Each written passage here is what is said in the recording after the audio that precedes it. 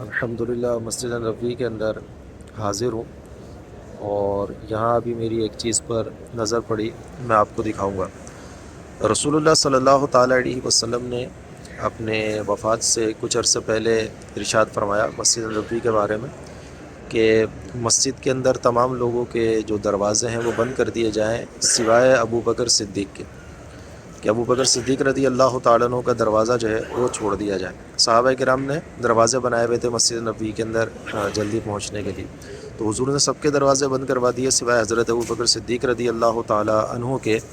تو یہاں سے علماء نے اشارہ لیا آپ کی خلافت کی طرف کہ آپ خلیفہ بنیں گے،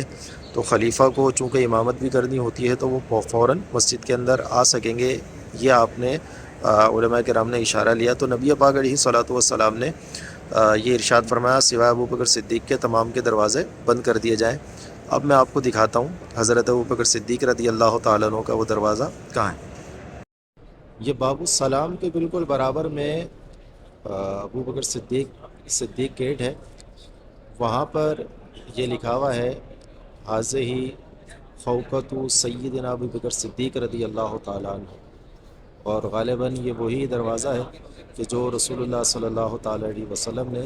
حضرت ابو بکر صدیق رضی اللہ تعالیٰ عنہ کے لیے چھڑوایا تھا۔